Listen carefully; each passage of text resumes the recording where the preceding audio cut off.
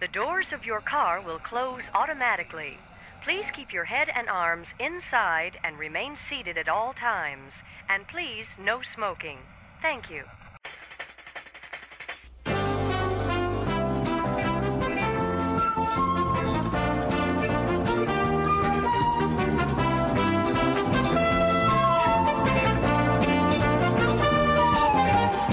Matterhorn Matt presents Matterhorn Mondays. Matterhorn Matt. And I'm Alex the Historian. And today we are joined by Thomas from Second Star. Why don't you say hello to all the amazing people watching at home? Hello, amazing people watching at home. And we got some amazing topics for you guys. I have a couple interview questions I want to ask Mr. Thomas over here.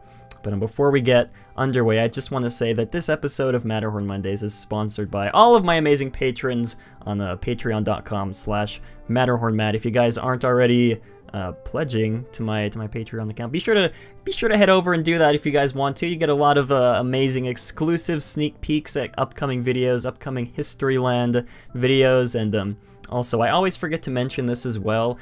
I do have a Discord server. Personally, I feel like my Discord server has like a really amazing group of people who love Disney. I don't want to sound, that sounded like weird. I don't want to sound like I'm bragging or anything. I'm not bragging. I love all of the people on my Discord server. If you would like to join the Discord server and talk Disney or just talk anything, link is in the description down below. Alex and I are on almost all the time. I'm almost on all the time, but yeah. Sketchagon was so graceful enough to design a t-shirt for the Matterhorn Matt channel. Let me see. Teespring. Okay, I'm just gonna show it to you guys really quick because he really did a great job on this amazing t-shirt. Here we go. Let me get this full screen. So yeah, I completely forgot to mention this. Sketchagon made an amazing t-shirt available in all these amazing different colors. Wow, look at that, 5 color options. And it's only available for a limited time until September 29th. So get it while it's hot. I hopefully I'll be able to buy one myself. But if you guys would like to if you guys would like to purchase one of these amazing t-shirts, like I said, big shout out to Sketchagon who's here in chat. Be sure to head over to the link down in the description below. And yeah, for real. Amelia said that's gross. I'm guessing it's I'm trying to grow a beard, guys. I don't know if you've noticed. I haven't shaved in a couple days. So it's just memes, she says. It's not just memes, I promise you. Sometimes we have in-depth discussions about actual Disney stuff, but yeah, I'm trying to grow a beard. I don't know if it looks good or not. I don't even know. We'll see how it turns out. Well, I will tell you, Matt, it is very, very hard to grow a beard. I've been working on one for the past 4 months now. Really? Yeah, really getting ready for a Halloween costume. I'm sure those in the chat right now can try and figure that out. Yeah, I'm very, as we'll talk a little bit more, doing scary stories, I'm very, very much into Halloween. So, ooh, perfect. Yeah, beards are very hard to grow. Well, I've been at it for just like 3 or 4 days, and I already want to give up. My face is so itchy. I hate it. But Jeremy says shave or I quit. So that sort of puts the nail in the coffin. I'll probably shave after the stream, Jeremy. Don't worry. And I also forget to mention this as well. I do have Twitter and Instagram. Links to everything will be down in the description below. Everything is at Matterhorn Matt, except for the Instagram. Instagram is at matterhorn.matt. So yeah, Squints IS, the beard is definitely there. Oh my goodness. All right, yeah, let's go ahead and get this underway. But I think Alex, I did see you post something in the Discord the other day about a GoFundMe. I bet everybody here would love to hear about what your GoFundMe is about, so they can all donate to you and help you in your noble cause. So why don't you go ahead and explain what that's all about? Sure. Well, basically, I didn't realize that my annual pass had expired because I didn't really pay attention to when I first got it. So I want to keep vlogging and keep going to Disneyland, but I don't really have the funds at the moment to pay for another annual pass. So I'm hoping that some people in the audience, some fans or some friends would like to help donate to my GoFundMe page to help me get a Southern California Select annual pass. The annual pass costs about $360 or something like that, but then there's also another money that GoFundMe takes out of what I try to withdraw from. If you know, it takes like a cut of the money. So anyway, yeah. So if anybody could help me out, I would really love it. I'd love to go back to Disneyland. Links to Alex's GoFundMe campaign, I guess would be the word. Links to Alex's GoFundMe is down in the description below if you guys would like to help out Alex with that. Because yeah, Bryce just said Adventureland, Alex needs you to help him get an annual pass. Yes, do it for Adventureland and the vlogs, because Adventureland and Alex's vlogs are amazing. But yeah, I just wanted to point out before we get started, Gaston eats 21,900 eggs a year. I don't know if you guys knew that. I would just like to I did point see that out. Yeah, that's pretty crazy. I know. 21, that's more eggs than I could eat in my entire lifetime. But anyways, let's get into I'll go ahead. What was Alex going to say? He probably farts a lot, and it probably smells really bad. Oh yeah, definitely. Oh my goodness. Also, Second Star's channel is linked down in the description below. Somehow I always forget to mention something. But anyways, yeah. Let's get into let's get into this week's Disney news dump, I guess is what I'm calling it from now on. This has been a kind of a slow week.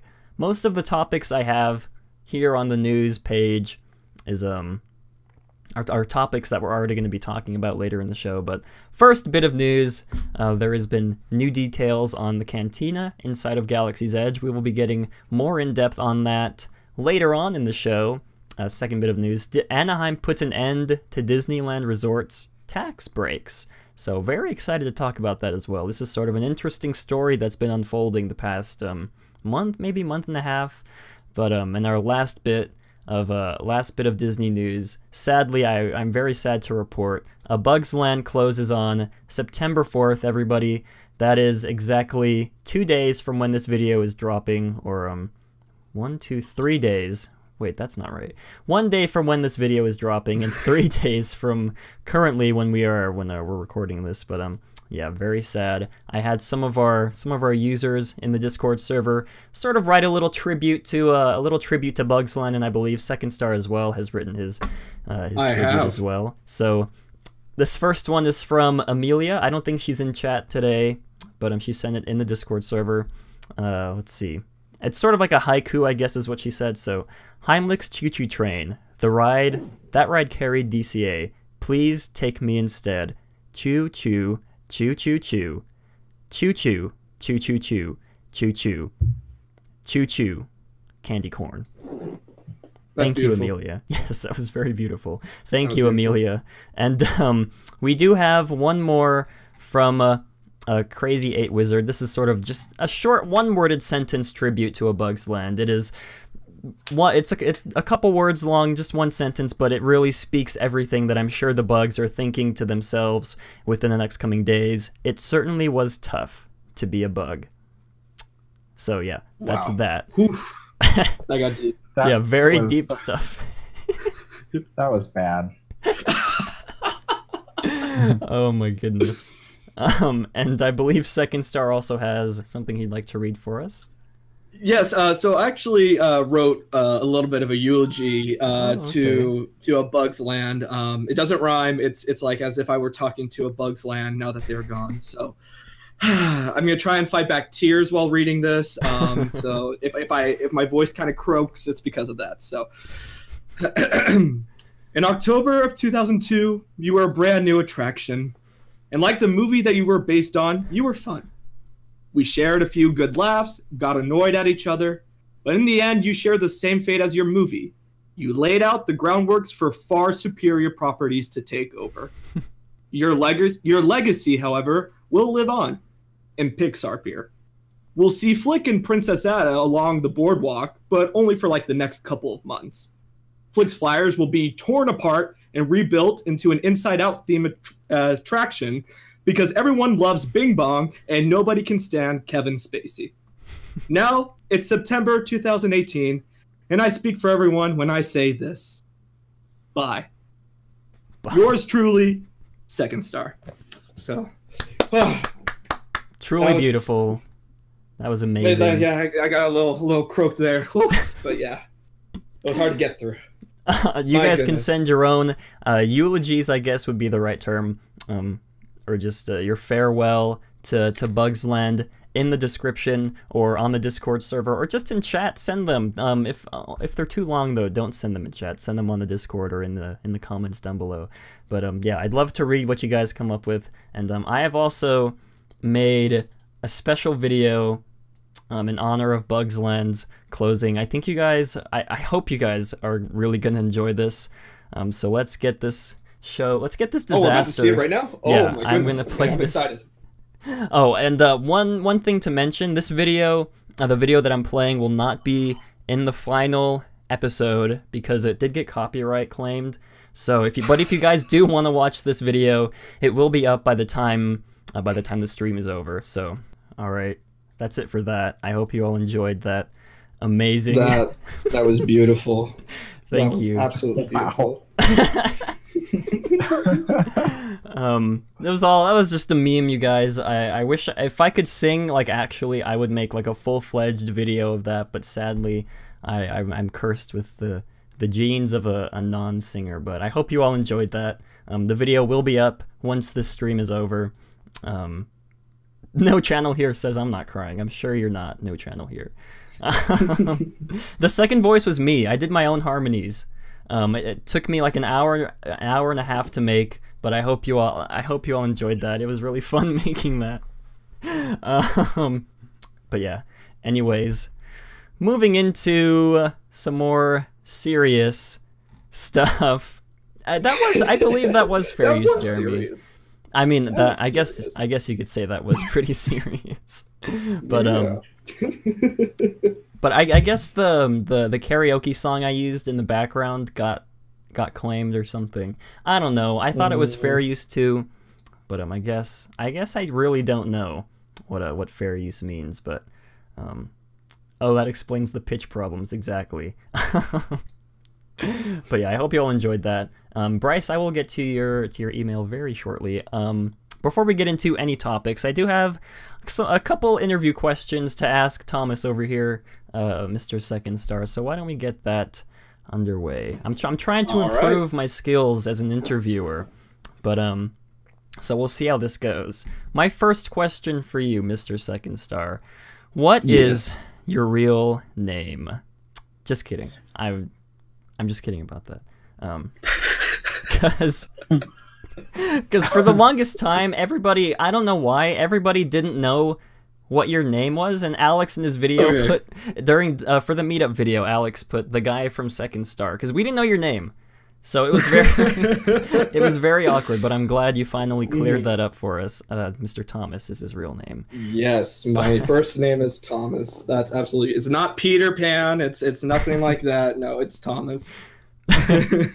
So now that we're clear on that, we can sort of get into the actual couple questions. But my first real question is, since you have like a sort of Disney history channel like most of us do, what first got you interested in exploring Disney history and learning more about it? Well, that's an excellent question. I think it really boils down to one thing is I'm currently a history major. I'm actually a double major at university. I've always been obsessed with history ever since I was little.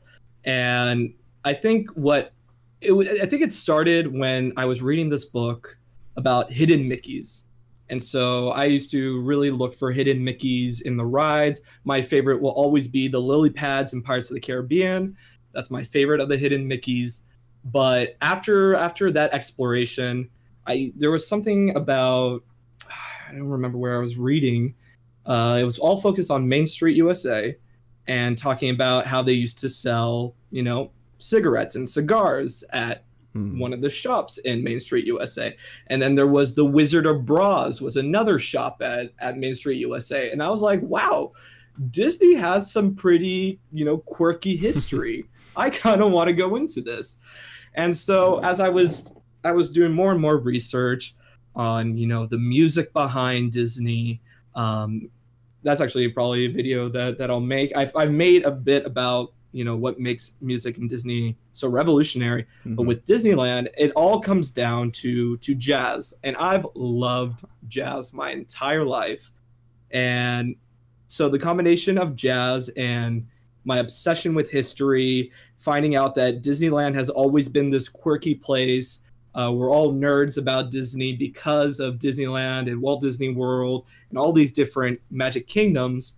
That's what inspired me to try and make this channel, because there was this intersection between jazz and Disney, and I wanted to make a channel focused on that intersection.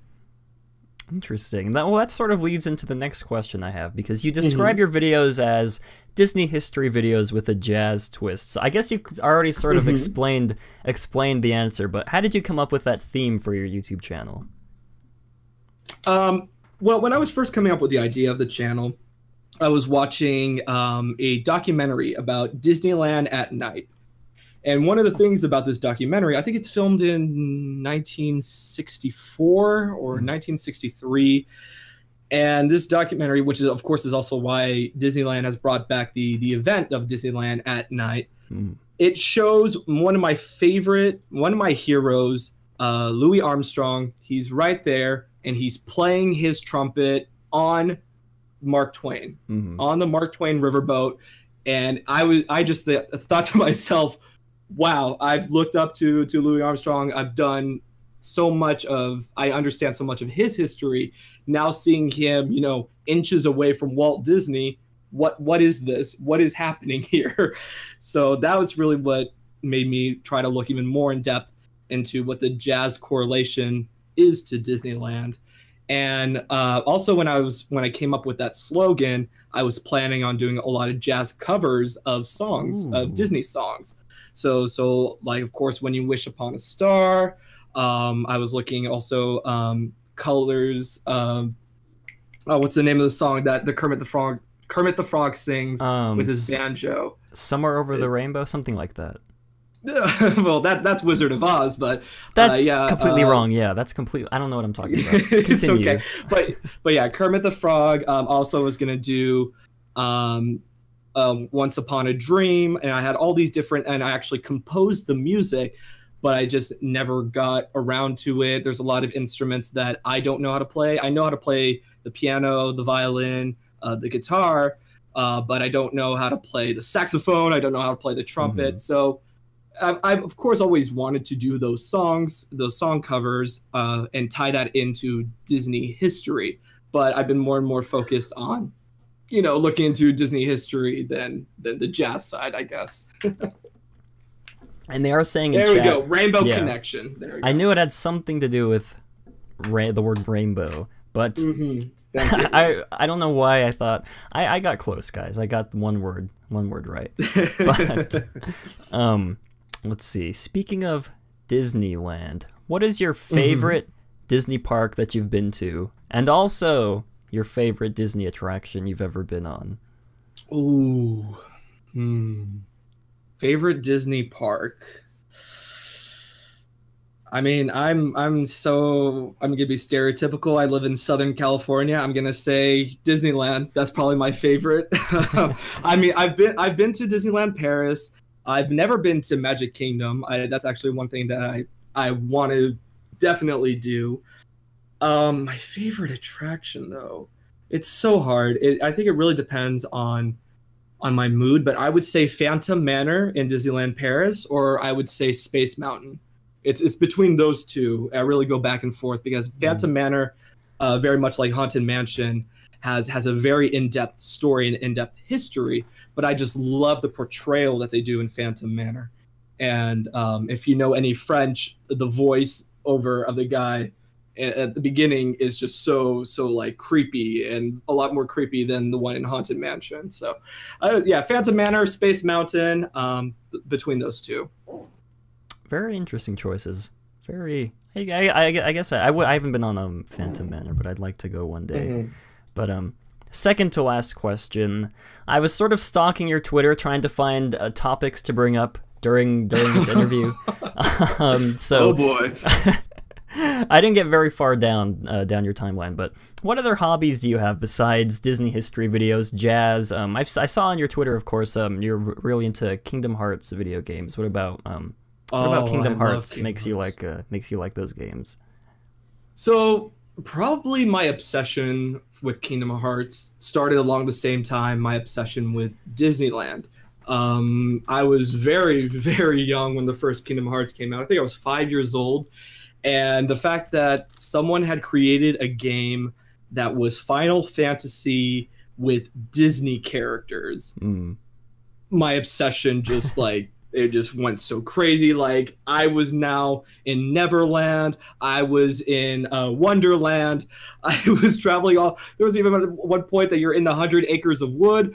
I loved it. I loved the entire series. I loved the characters because Goofy, I've always felt that, you know, Goofy is is always seen as very dumb, but he's also so loyal. And the fact that he's a knight in this game series and he is just so awesome with his little shield. He's like killing all these heartless.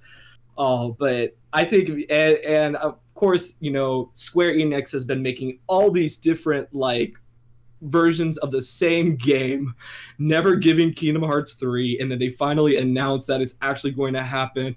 After hearing that for like what 10 years I've been hearing that Kingdom Hearts 3 is going to be coming out, and then now it seems like it's just months away.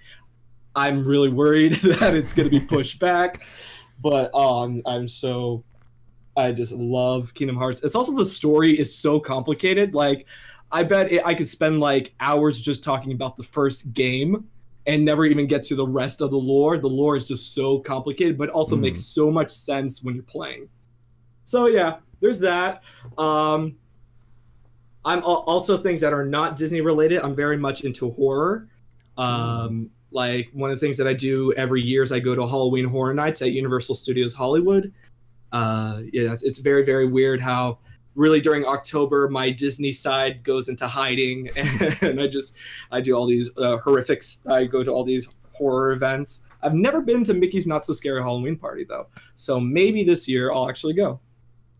Wonderful. So, maybe you can make some vlogs for us, vlog your experience over there. Very, very possible. I think the only Disney game I've ever played, well, I guess game in quotes, Disney video game in quotes, I used to have this, gosh, when I was really young, I used to have this, like, I don't even know, it was like a handheld system, kind of like a DS, but this was way before, I think this was like a few years before the DS was like even a thing. Was it a Game Boy? I don't think it was a Game Boy. It was in the shape of Mickey's head. I remember the screen. The screen part was red. The ears were black, and it was in black and white. I remember. I think I actually found it on eBay a couple months ago, but I can't remember for the life of me what it was. And it had like different little mini games that you could play of like Mickey Mouse. Gosh, I remember I used to play the heck out of that, and then somehow I lost it, or somehow it got thrown away. I don't know what happened. My childhood was ruined.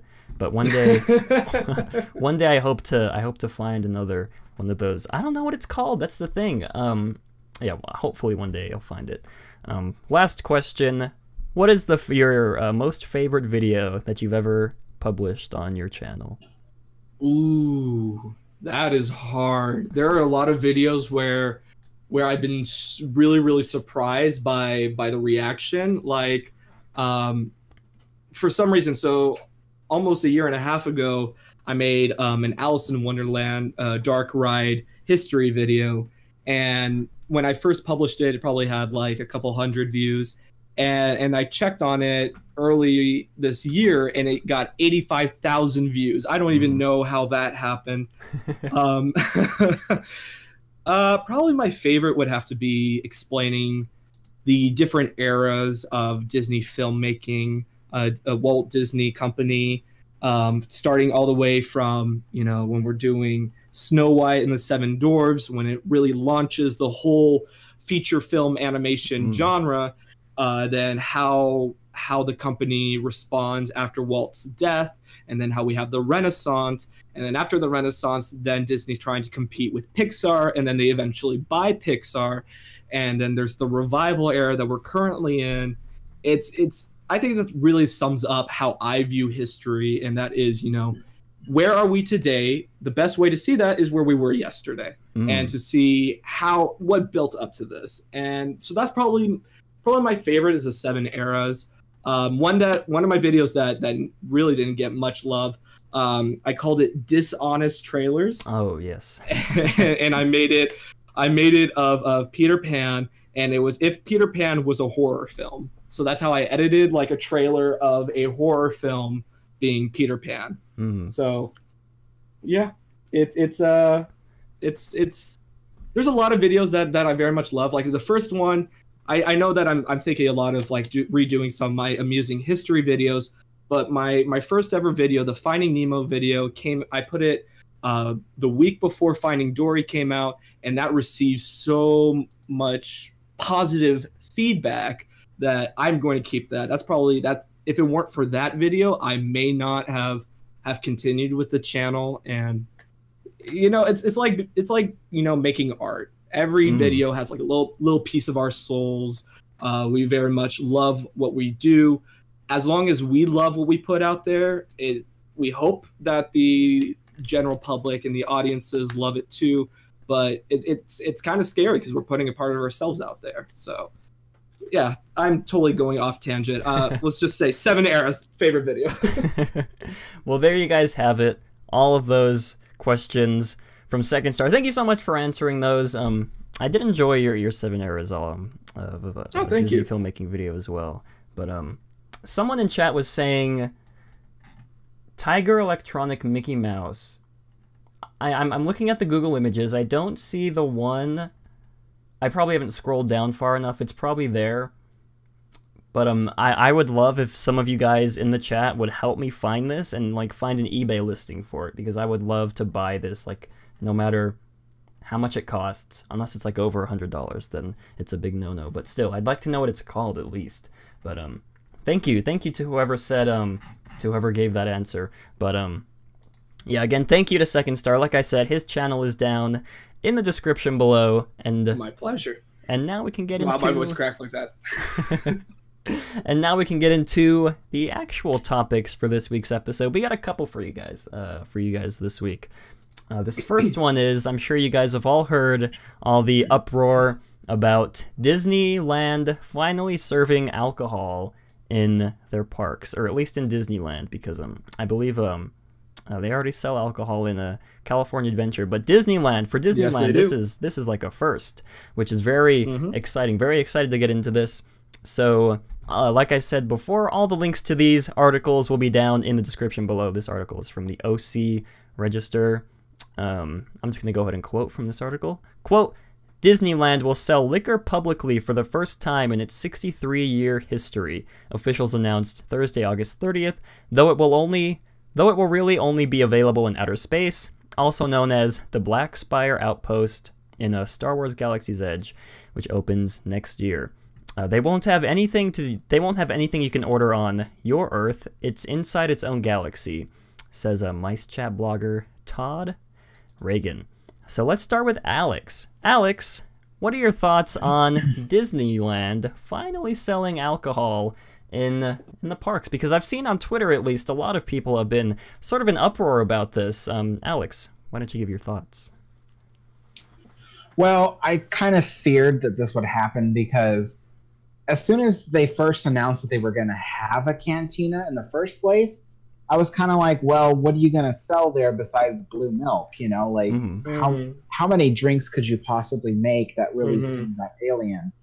And I was kind of hoping maybe they would go with like fruit drinks or something, but I don't know. Something told me it would have to be alcoholic.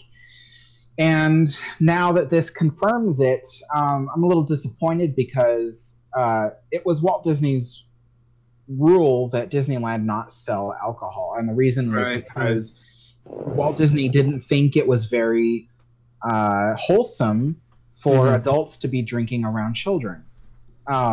It just wasn't part of the Disney atmosphere that he wanted to project. And so, and I still feel that that is something that Disney should be upholding to this day. I mean, I don't even think DCA should have alcohol. It's just, I don't think it's right to sell alcohol in an environment that is supposed to be friendly to children. So anyway, I was okay with DCA having alcohol because it was a different park, but now that they're bringing it into Disneyland, you know, for the general public, it's just, I think it's just a really bad idea. I don't like it. It'll you know, I'm not saying that it won't be successful. You know, I'm sure a lot of people will be purchasing from that place and will probably enjoy the drinks. But I just don't think that it's completely against what Walt Disney wanted. So, yeah, that's my views on it. Second Star, do you have anything to add to that? Well, so I'm going to play Chernobog's advocate here, so let's do the other side. A lot of people are going to be saying that, you know, well, of course, it's a cantina. There got to be alcohol, right? What was Han Solo drinking? Blue milk? No, he's probably drinking alcohol. So I get that, you know, if you want to cosplay, go as a character. But here's my thinking. They're going to be putting it in one spot. All right, that's fine. You know, there's smoking areas around that area anyway.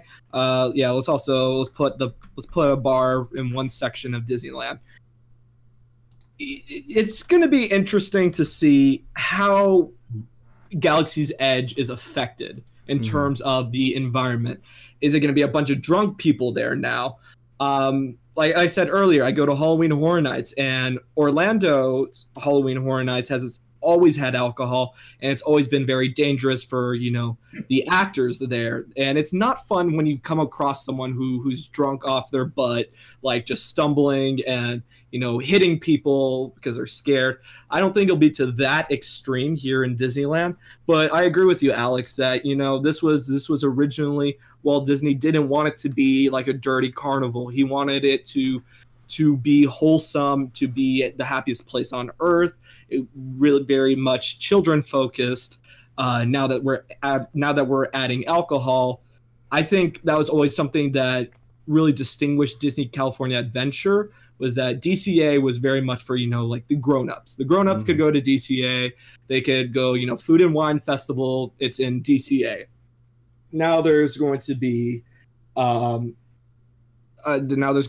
just in Club 33 where there's alcohol in Club 33, but now there's going to be alcohol served in a whole section themed to Star Wars. So all the Star Wars fans are going to be there, and it's going to be like a weird division, I think, between what makes normal Disneyland for children and for teenagers and for families who don't want to partake in alcohol, and then those who want to have the full experience. Kind of like how Walt Disney World is building that hotel that's going to be specific to you know, you're having your experience there. Is that what this is going to be? Probably.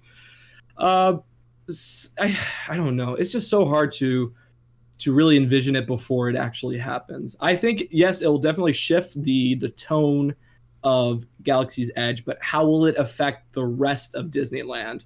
I'm not sure yet. You know, what's funny is a lot of people in the past have always told me, like, oh, there's nothing wrong with, you know, serving alcohol at a Disney park. And I always had to disagree, because when I worked at DCA as a cast member, every day I saw an inebriated person. Every single day. Right. And it, you know, they're supposed to cut you off when you start to get, you know, when you have too many drinks. But some people are really lightweights. And I've seen a lot of bad stuff happen with drunk people at DCA. And then even worse, there was even one time in my work area, I worked at Pacific Wharf at one point, and they sold margaritas at this little margarita stand. And so I see this little kid drinking from an alcoholic cup. Huh.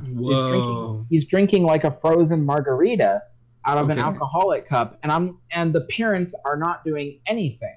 Mm-hmm. And I'm like, what the heck? Like, this is just the perfect example of just something that is totally wrong. Mm-hmm. So yeah. Well, maybe it was like, you know, a virgin margarita or something. I don't know, but yeah, I agree with you that that's a whole other side too. How is this going to affect security? How is it going to affect cast members? That, you know, this is going to be a level of, you know, surprise, and Disney never likes surprises. they very much like when things go as planned by their book. And so I agree that this is going to be very interesting because, yeah, when you add alcohol to an area, who is to say that children won't have access? Yeah. Mm-hmm. All, yeah, I mean, all very good points. They sell alcohol in special neon cups, so that way cast members can identify what is alcohol and what is not. Right. But even then, I've seen cast members just completely disregard what looks like underage kids drinking alcoholic beverages. It's just, you know, it's ignored. I mean, even though corporate says, oh, well, we'll keep an eye on things, it doesn't actually happen. Mm-hmm. Yeah.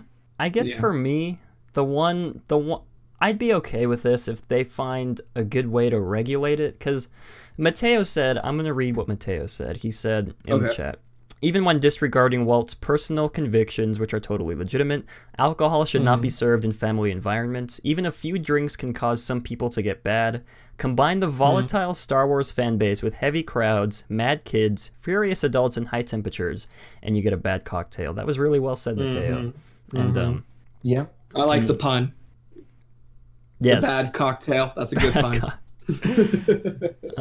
Yeah, Mateo, really well said. But yeah, the only really thing the only time I'd be okay with this is if they can find a way to regulate it, because I don't want to go to Disneyland and get bumped around, or I don't want to go to Galaxy's Edge and get like bumped around by a bunch of like drunk Star Wars fans. That's like that's like your worst nightmare. Like a drunk Star Wars fan, like times like 100 is like everybody's worst nightmare. Well, so I know what like, just to bring it back to my experiences with Universal Studios, they have wristbands, right? They always maximize it to like 2 drinks per person. So you get a drink, you get a wristband. And then when you get your second drink, they're like, okay, well, this is your last. You're not allowed to get any more. That being said, I'm sure other people can find other ways to get alcohol and then be very, very much inebriated. So, I mean, I've never, ever been a fan of alcohol. It's very much, I don't believe that you need to be intoxicated to have a good time, especially at Disneyland. Yeah. So, well, Matt, I wonder, how do you feel, though? I mean, it was Walt Disney's personal wish that Disneyland not sell alcohol. How do you feel about them selling alcohol in Disneyland against his personal wish? I mean, I don't like it, but then again, like you guys said, DCA already serves alcohol. So does Epcot, I believe, during like food and wine festivals. But then again, that's Epcot and DCA. This is Disneyland we're talking about. I don't really agree with it as much, just because, like I said, I don't want to get pushed around by a bunch of drunk people. At Disneyland, when you're like on your vacation, your family saved up like just enough money. Like you're from like a faraway country, and your family finally saves up enough money to take a trip to Disneyland, and you get like accidentally punched in the face by a drunk person in Star Wars Galaxy's Edge, which may or may not happen, but that'd be terrible. But yeah, I guess overall I don't really agree with them selling alcohol in like a family environment, like Mateo said. It's for families, but then I think someone brought up that there's already like smoking areas, which is smoking is like completely different than drinking alcohol, because at least with the smoking areas, they're semi secluded from the rest of the park, and then like you can't take your cigarettes out of that area, but we don't really know how they're going to regulate the drinks in Galaxy's Edge, like Second Star said, if they do like wristbands. What's stopping someone from asking a friend to get a drink for them, even though they've already like had their limit? That's just one of my worries. Yeah.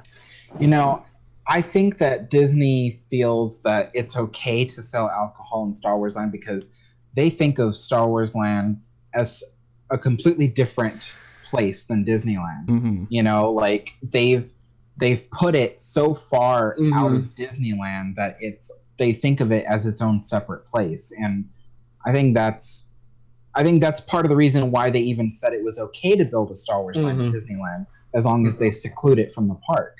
So, you know. Yeah, that is completely true.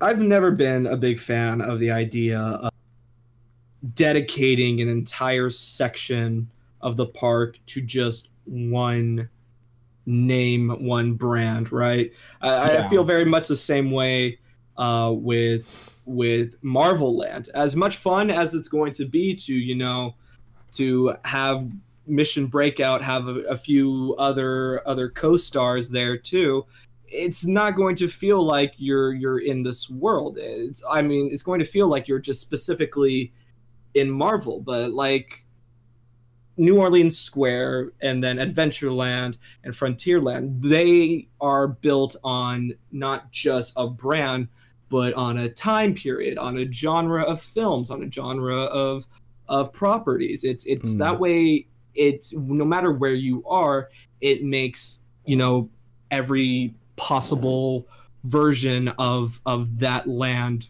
possible, rather than, you know, we only have this space for Ant-Man, this space for Spider-Man, this space for Black Panther, and then Guardians of the Galaxy are going to be shoved all the way over here. It's so Star Wars Land, I get it, they're making more films, they're building the brand, but it's always going to be Star Wars, right? Like Star Tours is part of Tomorrowland, and you know that I'm okay with Star Wars only being there, right? Having that one little section, having that one ride, boom, it's represented in the park. It's represented. It's got a cool little jingle that I always love, but I did not need a whole land. You know what's funny is it's one thing at DCA to have a restaurant that sells alcohol or a margarita bar, but this cantina is supposed to be a full-on bar. Like it's an actual bar at Disneyland. Right. I mean, they're probably going to have all kinds of alcohols there that they can mix and stuff like that. And the whole idea of this cantina is that you walk up to the bar and get your drink and whatever. So it is, for all intents and purposes, a bar. And quite frankly, I think it will live up to its name of being a hive of scum and villainy. Yeah.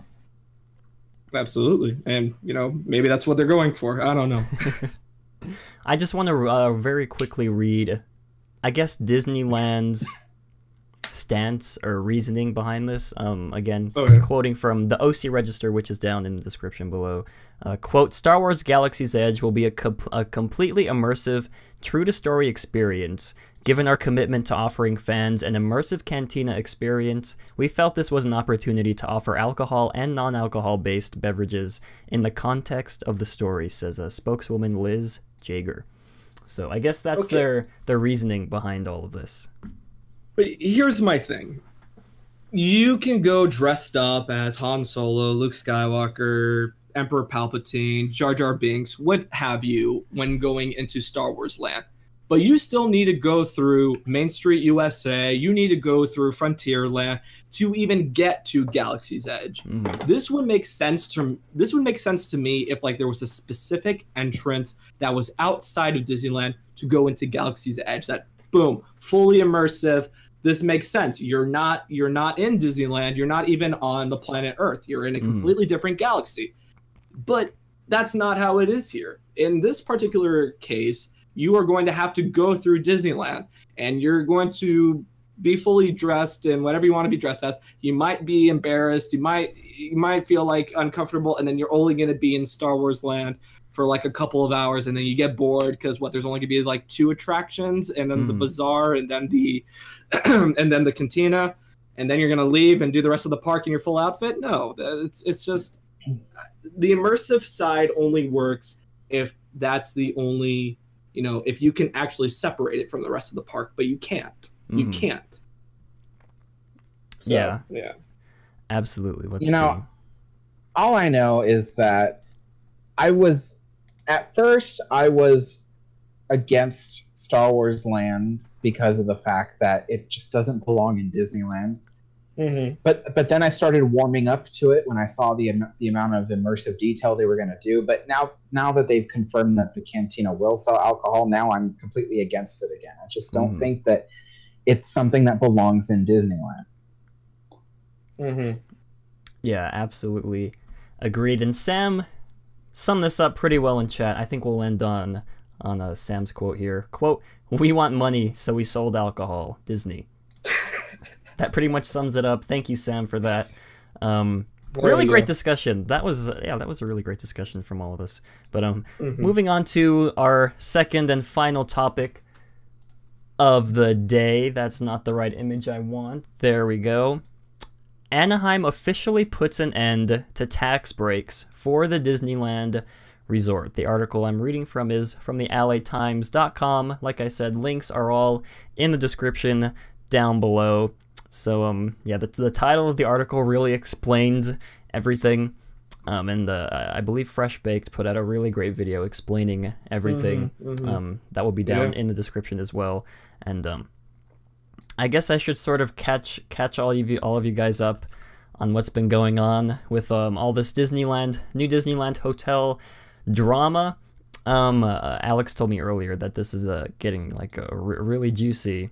This whole timeline of events. So, first of all, I didn't use those exact words, but yeah. No, he didn't use those exact words, but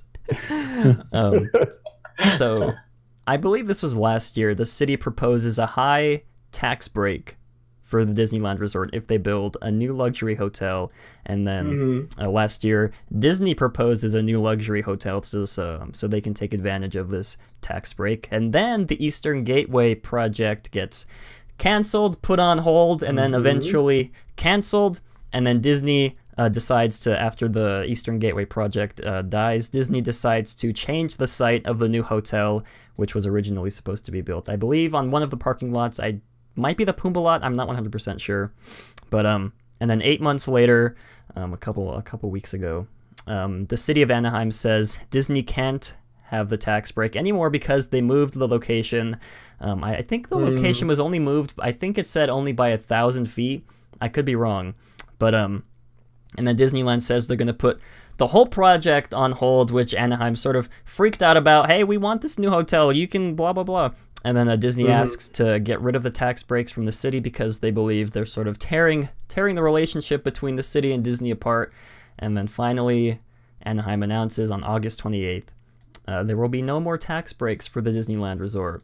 Now, Alex gave an amazing explanation of what a tax break, or what the tax breaks actually are, or what they mean in layman's terms last week. But since we started with Alex last time, second star, why don't you go ahead and give your thoughts on this sort of interesting development in the Disney City of Anaheim war that's been going on? Well, I think it's always been interesting, the relationship between Disneyland and Anaheim.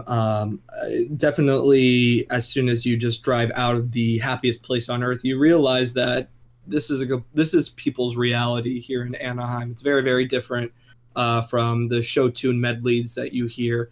I would have to say that this, if the project for the hotel, has it been on, now it's been put on hold, right? So I'm kind of upset because I love Rainforest Cafe, and they completely removed Rainforest Cafe because they were going to make way for all these expansions, and now they're going to pause all expansions, and I can't go to my favorite restaurant downtown Disney. That's just upsetting. Yeah. I understand why they would want to not be part of this tax break, just because. My big issue, though, even with Disneyland doing this, is that now a lot of people who were planning to work on this hotel, they were going to be doing construction, they were going to be doing all these different positions that it takes, now they don't have a job. And now that they don't have a job to work on this hotel, what does that mean for them? If they are Disney employees, is Disney just going to say, lol JK, we're not doing this anymore, bye-bye? That's not very fair to them. They probably took months out of other opportunities. He probably decided that, no, you know what, I'm going to make a difference. I'm going to help with Disneyland. This is so I, at least looking from the perspective of those who now lost their jobs because of this, I think that's very unfair. So, yeah. Yeah, absolutely. Absolutely agree. That's something I believe I brought that up. Something like that last week, but let's see. I do want to quote from this article. Mayor Tom Tate said he was very surprised by Disney's request, but added that he is optimistic that the move will be a, quote, rare opportunity to push the reset button with the city's biggest employer. And apparently the meeting drew about 60 Disneyland workers, including several housekeepers, bakers who called on the resort to pay its workers a living wage, regardless of whether the company gets a city tax break. So that's sort of like the other issue that we brought up last week is the Disneyland paying their workers a living wage. Something I don't really know the specific details of this, but Alex, what are your overall thoughts on Anaheim ending the tax breaks for Disneyland? Well, you know, it's hard to say because there's a benefit on either side of the argument. And on one side of the argument, if Disney received the tax breaks, then the workers, if the ballot measure was passed in November, would get $15 an hour plus $1 every year up until 2021. However, on the other side of the story, since Disney is not receiving tax breaks, that means Disney has to pay those taxes, and which helps the city. But at the same time, then they don't have to pay their employees that living wage. Right. So it's like really hard to say because that money is going to go to the city, which may help other people. I say may because we don't really know for certain, but that money may help other people, but at the same time, the people at Disneyland are still stuck without a living wage. And to be honest, if you've worked for Disney for 15 years, you know, you should get some kind of incentive or some kind of reward for staying that long. And I'm not talking just, you know, a pin to put on your name tag or a plaque that, you know, to hang on your wall. My dad's been there for, I think, coming 16 or 17 years now. And he has given Disney everything. And unfortunately, my dad can't really find a job anywhere else. Disney is his only place. My dad has tried to leave Disney, but he can't. And my dad really could use a living wage at Disney. And unfortunately, he can't do that, even though he's given them 17 years of his life. So it's just like, it's not fair. I completely agree with you, Alex. I completely agree. It isn't fair. It isn't fair, and this is why, you know, people got to go out there and vote. There you go. Let's make this let's make this a bit political. If you're of age, register to vote, and if you think there's injustices in the world, go vote for people that you think are going to fix the world, because, you know, yeah, it's the happiest place on earth until you remove that facade, until you remove and actually see the people, the cast members walk out of there. I think I was reading once that there was I forget this woman's name, and I really should remember it. She was a cast member. She had been a cast member for like 12 years, and she was taking the Disney company shuttle, but the shuttle was late. And because she was late by a couple of minutes, she was docked. Either she was docked pay or she was docked something because she was late, even though it was technically the company's fault for why she was late, since it was their shuttle who was late. And so, yeah, if you want to continue with these or if you want to live content that these injustices are happening, don't vote. Fine, but you know, this is real. This is real life. we all need to help each other. Isn't that the Disney way? That, you know, teamwork, we work together, we help each other. That's how we make this world a happy place. Come on, it's a small world after all. And let's go out there, let's vote, and let's California people, you know, vote. Well said, very well said. And there are two more little quotes that I want to read from this article so we can wrap up this topic. Sure. Let's see. I'm gonna butcher this name. I'm very sorry if you're listening. Julieta Bricino, who has worked as a housekeeper for Disneyland Resort for 10 years, said the following, quote, how much is enough for them to make before they share it with the people who make the magic? And then another housekeeper, Maria Ortiz, has been at the resort for 13 years. She said that she is upset that working at the resort has not pulled her out of poverty. Quote, one day my son asked me, if you work at the happiest place on earth, why do you always come home so frustrated, unquote. So this is getting really deep, guys, definitely. If you guys would like to read the rest of this article, the link is down in the description below. But any last... You know what amazes me, though? You know what amazes me is the fact that there are people out there who don't care about this. They say, oh, well, you know, you're supposed to make your own money, so if you don't earn enough at Disney, you should just leave. Yeah, that's not really fair, because sometimes you can't find another job. I mean, exactly. The job market is really bad here in California right now, and let alone the United States, and you can't find other jobs, or at least people that will pay you enough. And there is a point where you have to hold companies responsible for paying people living wages, you know, because if they don't do it, who will? Who will, you know, give you that money? The government's not going to give you that money, you know? So it's like the Wild West mentality of fend for yourself doesn't really work when you have such a massive population. It doesn't work when you have that many people looking for jobs and for pay. Really well said, Alex. Thank you. Any last thoughts on the topic, guys? I guess Alex already gave his last thought, but...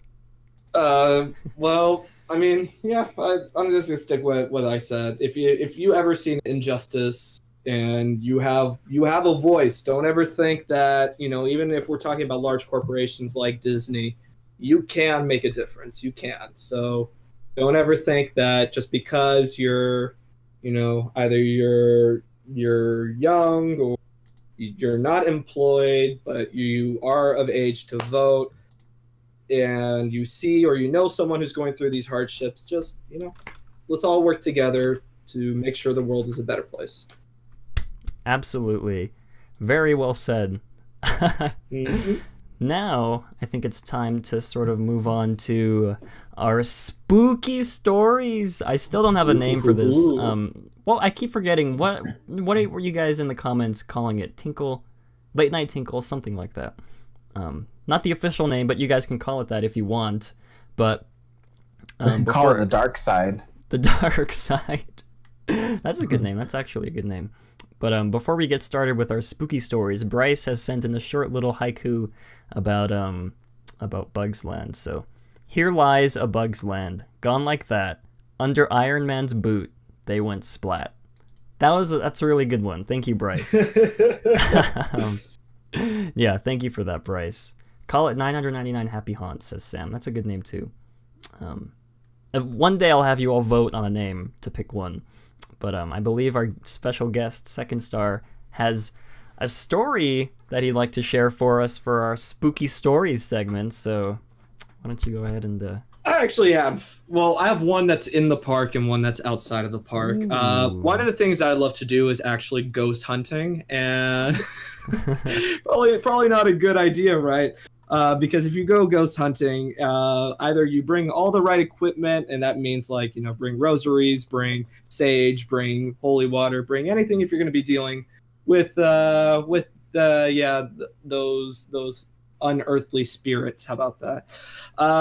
So once when I was, let's start with Disneyland. There was once when I was actually in Pirates of the Caribbean that I saw a figure. I saw a figure and I thought, maybe it's a cast member. Except the cast member was translucent and the cast member had no legs. Oh. I'm not exactly sure. I remember his face. Like his eyes looked a lot bigger than they were naturally supposed to be. He had a lot of warts. Like he had like a beard that was kind of like there was a bunch of warts on it. And yeah, he had no legs. He was like staring at me, and I kept looking around trying to get people's attention around me. Like, can you see this? No one else could see it. That's always fun. Then I thought I was going insane. And yeah, I've seen him a couple of times. But the first time I ever saw him was probably back in 2012 on Pirates of the Caribbean. Then I saw him in New Orleans Square. Usually he likes to hang out around that area. Saw him by the Mint Julep Bar. I was about to say Mount Julep. That's not a thing. The Mint Julep Bar in the the windows area around there. Yeah. So also on the train tracks once. So that was my experience with. He's always there. I don't know who he is. He definitely doesn't have legs though, but he's somehow able to walk. I've never seen footprints, and I've made sure to try and look for footprints. No footprints, no legs, but somehow is able to walk. And it's not like he's floating like bobbing like a ghost. Like it's just not very cool. Then one time I went ghost hunting and I thought that I didn't find anything. I was like, this is a bust. It was actually in Simi Valley, and I don't know if you know Simi Valley. There's the Poltergeist house. It's from the movie really? Poltergeist. And that movie Poltergeist is just as cursed as the actual story of the movie, because I think there was nine people involved in that movie who mysteriously died not too long after the movie wrapped up. Even the main star, the little girl, she died at 12 years old. And so I decided, okay, where are the hot spots in Simi Valley? So I went to one of the parks in Simi Valley, and I went there looking for this creature who was known to sit on these particular rocks. And I went to the boulders and I sat there, took a couple pictures. I didn't think I really saw anything. Went back to my apartment in Riverside, and I found in the pictures that there was something there. And it looks like it's just like a bunch of specks, but if you really look, if you turn up the brightness, there is like a shape. It doesn't look like a human shape, that's for sure. And ever since then, the crazy stuff has been happening in my apartment. So I'm pretty sure that whatever this creature was decided to carpool with me back to my apartment. And yeah, so I mean, it doesn't seem like it's malicious. It's just kind of like it's like a roommate that just doesn't pay rent. So those are my two ghost stories. Nothing too bloody, gory, but yeah. So the wart bearded man in New Orleans Square. And then this creature that now lives with me from Simi Valley. Yeah. Interesting. So a ghost literally followed you home. Yeah, exactly. Ghost hunting. I just noticed you turned off your lights. Yeah. I've always wanted to go ghost hunting. Like, I don't know. I've never still, since we started this segment, I've never experienced any sort of like paranormal activity like in my house or like around me, and I'm just like really I don't know how to word this. I'm like itching to like have something happen. Like even if it's just like my lights turn on accidentally or like something falls off my shelf. Well, be careful, Matt, what you wish for. That's all I can say. Yeah. Don't mess with any Ouija boards, because I've heard terrible things about those. So yeah, even though it's like in every single horror movie, there's a reason why it's in every single horror movie. So don't mess with those. If you do want to go ghost hunting, make sure that you're ready for absolutely anything. Bring some holy water. Bring some sage. Bring a rosary. Bring all the stuff that if you're not Catholic or Christian, then bring some other religious items, so that way you're safe, because and take a page out of Chris's book and remember that you could always be groped by a ghost. Oh my gosh. I wish Chris was here so he could tell that story again. Oh goodness. I don't know if you've heard that story. Probably I haven't about a groping ghost. Oh, that gosh. sounds like that's sexual harassment right there. I don't even know what the laws would say about that. I can't remember it off the top of my head. Alex, do you happen to remember Chris's story off the top of your head so we can tell him? All I remember is that he was sitting somewhere. I think he was at his school or something, one of his old schools. I think like his school library. He was sitting somewhere, and he felt like he was being watched, and then this weird force of like both hot and cold suddenly reached through the back of the seat of his chair and groped his butt. And fun. He said that the experience was kind of like hot and cold, like diarrhea. So oh man, that's terrible. Juan says in chat, Chris put it, quote, with such a grabbing force. So I wish he was here to tell that story, because that was a really good story. Man. But I'll just have to listen to that. You know, I have a lot more crazy stuff going on in my house lately. Boy. We'll turn the lights back off. For people that kind of know already, my house is haunted. That's fun. It's been haunted since I first moved in back in 2008. And weird stuff happens now and then, but recently, the most recent stuff that's happened is just, what was it, 2 days ago. I have this new puppy, and she suddenly like looked up at the ceiling, like she saw something, and I'm like watching her, and she kind of moves and then walks away, following it with her eyes, and then she goes over to the corner of the living room and starts barking at this thing that she's looking up at in the corner of the room.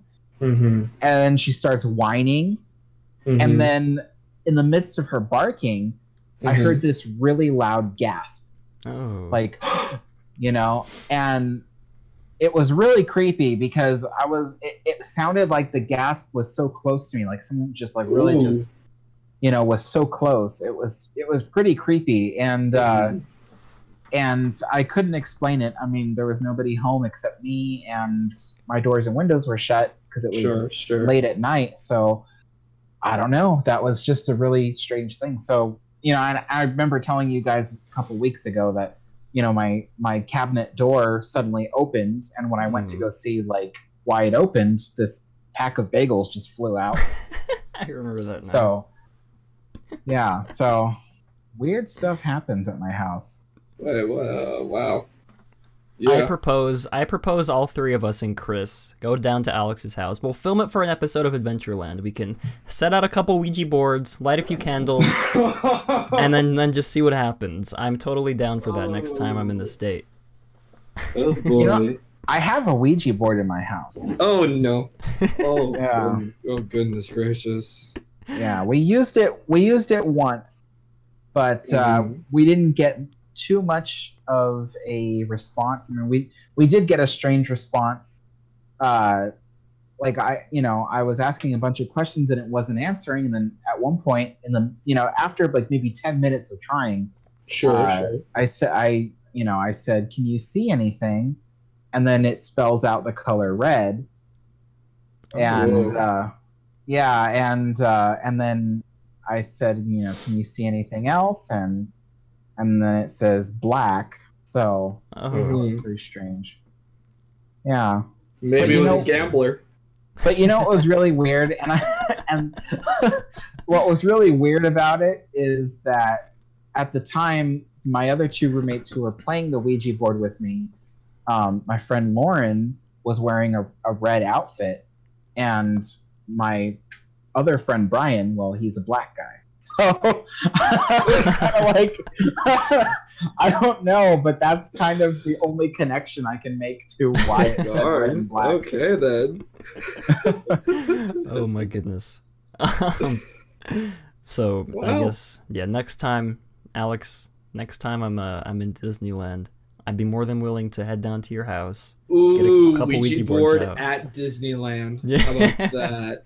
In Oh. Disneyland, that would be something. Maybe we can get access to Walt's apartment or something, and then set out a Ouija board, see what happens. Dang. That is a video. That is a I don't video. know. I don't think Walt's a ghost. A lot of people, some people say that that he's bound to be a ghost. Like, oh, you're probably going to see an image of Walt. Like, I mean, I myself have experienced at the Golden Horseshoe the smell of cigar smoke coming from Walt's booth. I've smelled it, but I don't think he himself is a ghost. I think that there is residual energy from things he did. And so since he used to smoke a cigar every single day at his booth in the Golden Horseshoe, I think that just the cigar smoke, the energy of smoking a cigar every single day is just residual. But I don't think his actual spirit is a ghost. Mm-hmm.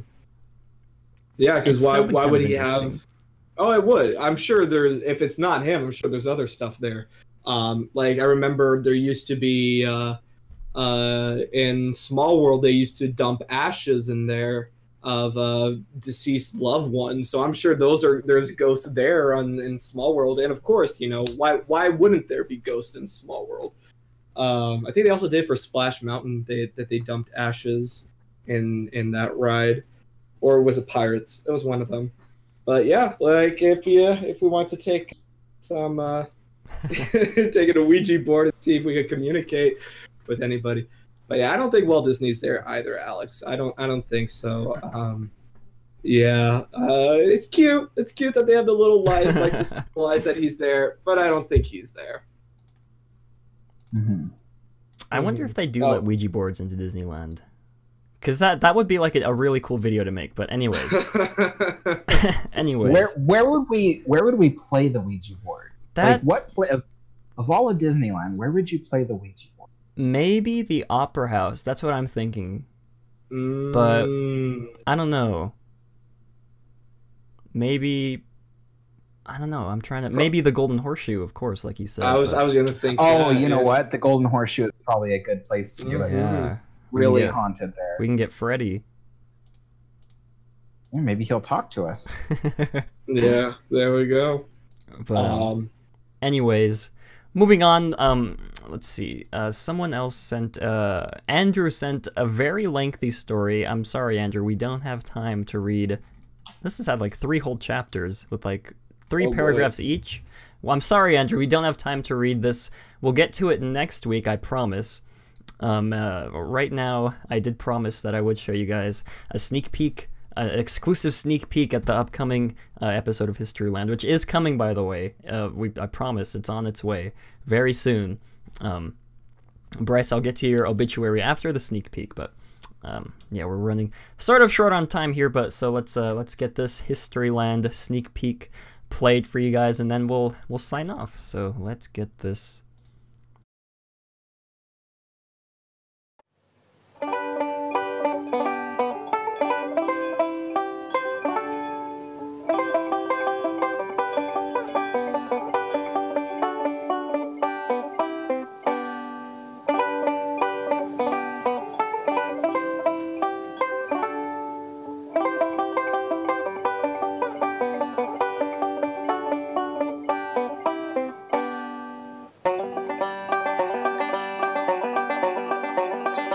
Walt Disney believed in the artistic power of his experimental park. He viewed it as a new and important entertainment medium, and instilled this philosophy in the many artists he enlisted to the noble cause called Disneyland. This group of artists defined, discovered, and invented what we now know as the modern theme park, and they passed down their knowledge and artistry to a whole new generation of artists eager to continue Walt's philosophical legacy. This second generation of Imagineers brought new life to the Disney parks. But one such Imagineer, and one such attraction, would not only breathe new life into a land struggling for attention, It would challenge and expand theme park attractions as a form, bringing together Disney's past and present, heading towards an exciting future. It's the story of bringing life to the backwoods of the frontier and the joy and entertainment to Americana.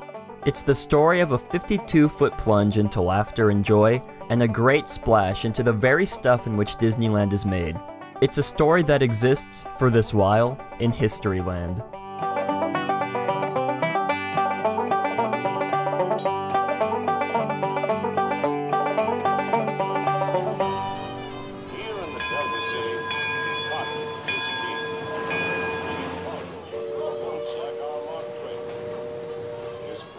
Port is also the gateway to the Spanish Main and the Pirates of the Caribbean.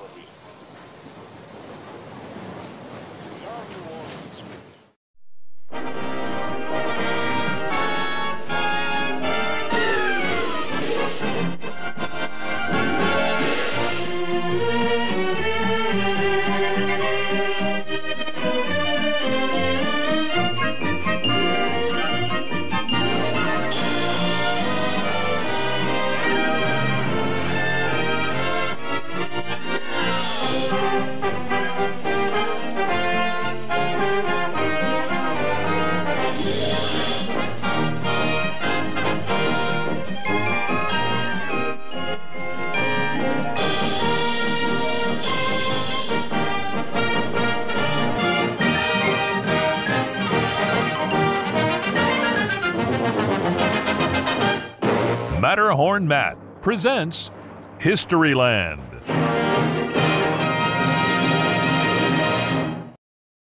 This episode of Historyland is sponsored by all of my patrons. If you'd like to help support the channel and future episodes of Historyland, check out my Patreon and merch shop down in the description below. If you enjoyed this episode, make sure to subscribe and turn on notifications for my channel so you don't miss any future uploads.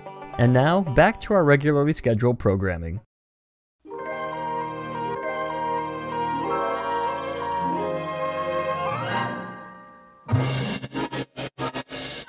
And now your host, Walt Disney.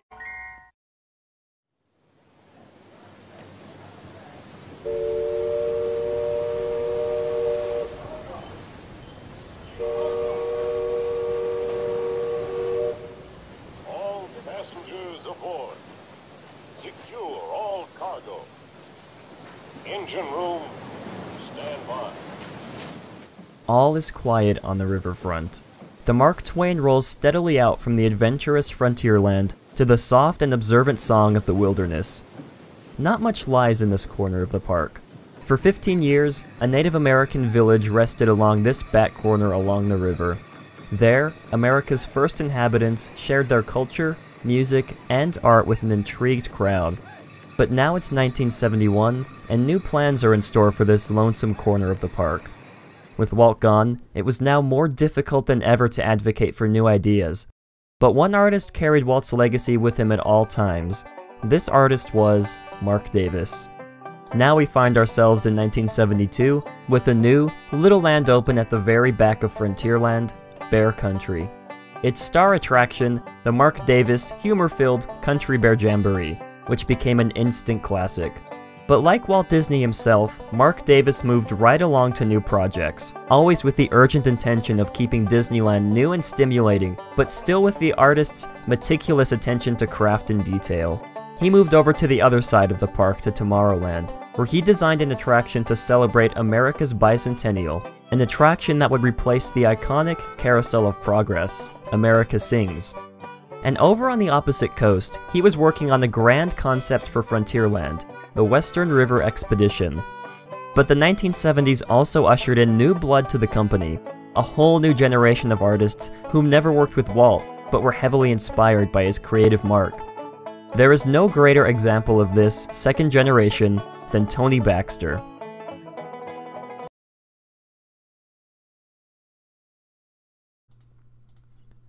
Alright, and we are back. Hopefully you all enjoyed that. Alex had to take his dog out to use the restroom. Hopefully he'll be back in time to say goodbye. But, yeah, we were just having a conversation. I completely forgot what you said. What were you saying? I'm so sorry. Oh, right now about how, I don't know, I was just saying it's very, very done, and how you edited this video, you put it together. So props to you, and yeah, your research is very, very well done too. Oh well, that's all to Jeremy. He's one of the greatest writers on YouTube, from what I've seen. Yeah, of all time. Of all time, yeah. Oh, Alex is back. Hey, Alex. But yeah, big props to Jeremy. He writes all these amazing scripts. Everybody wants me to sing.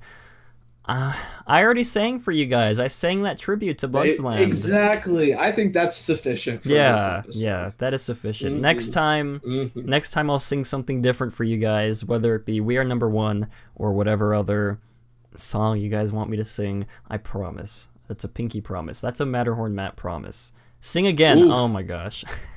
Sing We Are Number One. Oh my goodness. You stole that tribute though, Matt. Sorry, Chris. I'm sorry. But anyways, yeah, I hope you all enjoyed that I did steal that from the Club Penguin tribute. I'm glad you noticed that, Chris. Well, they stole it from The Office first, so yes, they did. But yeah, that's gonna wrap up this episode of Matterhorn Mondays. Really great episode. Thank you all, everybody watching, for being here. Thank you, Second Star, for being here as well. Really, we had a great time talking with you. Thank you for having me. And again, thanks to Alex for being here as well. Yeah, I think that's going to wrap up this episode. Links to all the articles we talked about will be down in the description below. Links to Second Star's channel is in the description below as well. And link to Alex's GoFundMe is also in, basically all the links that we talk about are in the description down below. So yeah, we'd love to hear your thoughts on everything we talked about, whether it be the Bugs Land tribute. Oh, well, you guys won't see that in the final episode, but whether you guys want to talk about the hotel news or the alcohol in Disneyland news, all that stuff, be sure to comment down in the comment section below. For real this time. This is going to wrap up the episode. Thank you all for watching, and as always, have a great big beautiful tomorrow.